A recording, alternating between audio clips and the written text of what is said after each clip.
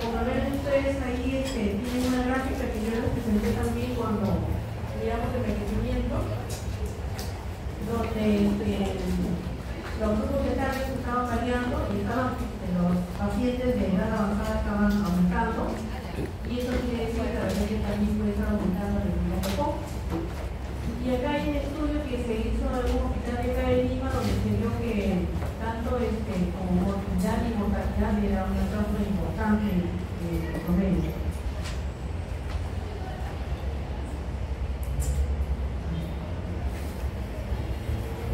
Entonces, ¿cómo se clasifica el EPOC? El EPOC tiene varios fenotipos, ¿no? Varias formas graves y no graves, y sintomáticas y no sintomáticas. ¿Les parece clasificación para meter yo a un paciente en alguna de estas cuadrículas? Yo tengo que ver si el paciente estuvo hospitalizado una vez o estuvo con dos hospitalizaciones previas que no han sumado. También tengo que ver que el EPOC es dentro de su definición una limitación de una función. Ese es irreversible, no se revierte como el asma, y es progresivo. Entonces, para ver si el paciente tiene un EPOC, tengo que yo de todas maneras hacer una espirometría. Y en la espirometría tengo que ver estos parámetros, ¿no? El BF1, el volumen respiratorio forzado del primer segundo, entre la capacidad de sal. Lo normal es que sea 70%. Pues si yo tengo menos del 70%, yo puedo decir que el paciente está obstruido. ¿Cuál es el grado de la obstrucción? Para ver eso, también en la espirometría miro cómo está el volumen respiratorio forzado del primer segundo. Entonces, el paciente tiene que inspirar profundamente y de ahí botar todo el aire, y tiene que botar 70-80% al mismo segundo. Si bota más del 80%, entonces se sale de ahí. Y así sucesivamente va disminuyendo. También para esta clasificación, en esta cuadrícula, necesito yo un cuestionario de calidad de vida. Ese cuestionario me dice si tiene síntomas, si no tiene síntomas, si realmente hace las cosas en la vida diaria, si necesita medicamentos, si necesita ayuda, cómo se siente, ¿no? Si cree que de repente es peligroso que salga solo, etcétera, etcétera. Entonces, ese cuestionario, que se llama cuestionario CAT, si tiene menos de 10 puntos, significa que es algo leve, y si tiene más de 10 puntos, significa que es algo más severo. Y también dentro de esta clasificación, para meterlo en esta cuadrícula, estoy viendo su grado de insuficiencia respiratoria, de ritmo. Entonces tenemos una clasificación que ya ha hecho el consenso de cardiología para clasificar la línea. Cuando es cero, por ejemplo, el paciente está caminando, esas cosas, y no necesita, no siente dificultad para respirar. Uno, cuando está caminando rápido y siente que se agita porque camina rápido, ¿no? Y finalmente, el último cuadro, el cuarto, es cuando, sin necesidad de hacer algún ejercicio, el paciente ya tiene dificultad para respirar. Entonces, miren, todos estos parámetros me ayudan a ponerlo al paciente en alguno de estos cuadrículas.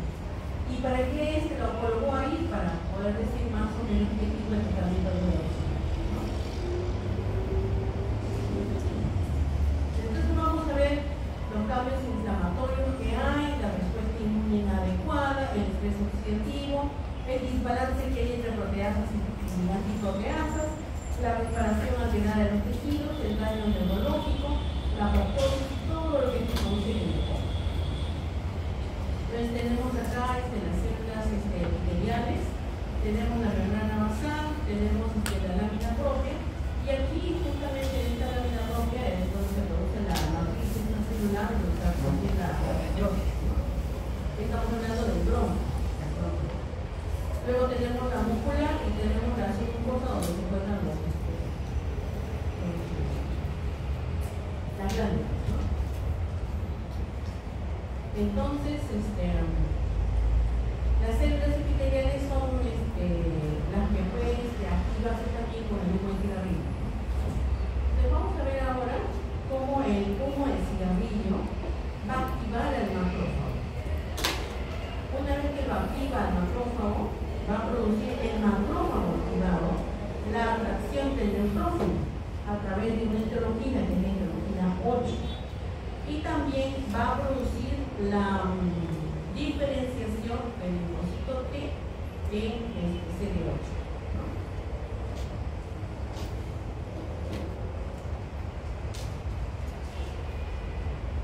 ¿Para qué?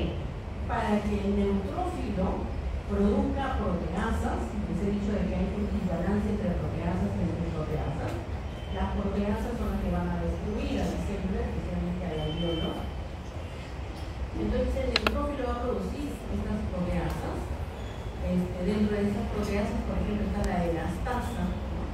Y el CD8 tiene algunas sustancias y algunas características que produce una granzima y también una perforina que van a producir poros a nivel de la célula, y estos poros van a producir una alteración de la permeabilidad de la membrana y también la apoptosis.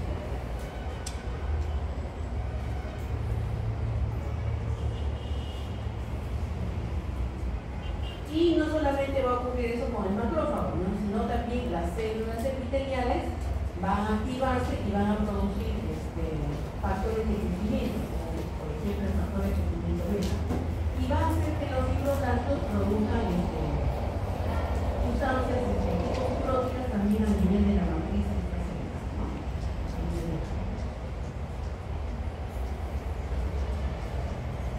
Entonces, como les había mencionado, el macrófago al inicio es activado por el cigarrillo, el humo cigarrillo, va a formar activar la vía del factor nuclear kappa beta, va a producir interleuquinas, neutroninas, interleuquina 8 y interleuquina 4, y esto va a producir la atracción del neutrófilo, y el neutrófilo va a producir proteasas, ¿no? A su vez, el macrófago activado también va a producir citoquinas que van a atraer a los linfocitos y van a diferenciarlos con el CD8. Y el CD8 va a producir enzimas y perforinas que van a perforar la membrana celular.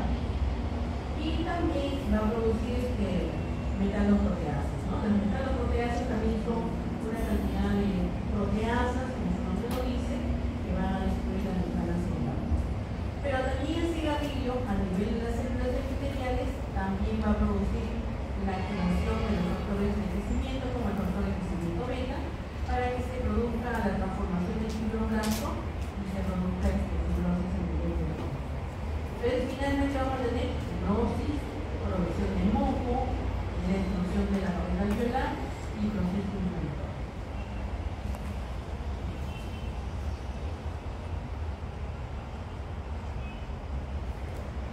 ¿Qué habíamos dicho del neutrófilo? Que el macrófago a través del cigarrillo producía interleuquina 8 que atraía al neutrófilo, y el neutrófilo producía proteasas, ¿no? La proteasa que es más conocida es la elastasa, que va a destruir la matriz extracelular del pulmón, ¿no?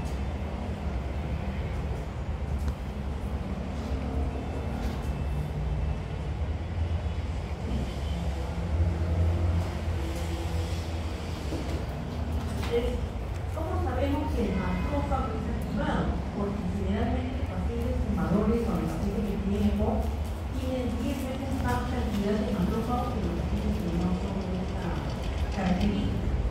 Y además, porque la cantidad de macrófagos está directamente proporcional con la gravedad de la inmunidad. Y estos macrófagos entonces tienen la finalidad de producir citoquinas proinflamatorias, como el factor de humoral, el interleuquina 8, que va a traer al neutrófilo, las metaloproteasas, los neuroquinos, etc. Como lo hemos dicho, el cigarrillo, el macrófago, y esto va a producir la activación del neutrófilo, también del factor de CD8. ¿Y qué hace el linfocito CD8? El linfocito CD8 es el que se va a encargar a través de las perforinas y la enzima de la formación de un poro a nivel de la célula, y entonces se va a producir un aumento de la permeabilidad de la membrana y se va a destruir a nivel de la apoptosis de la célula.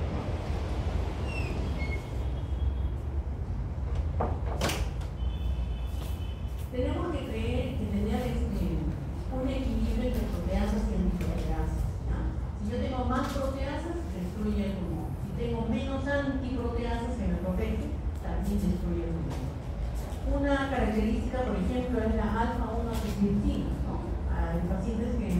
nacen con esta deficiencia congénita de la alfa-1 angiotensina, que es un antiproteasa. Y entonces los pacientes van a desarrollar hipoxia, va a fumar.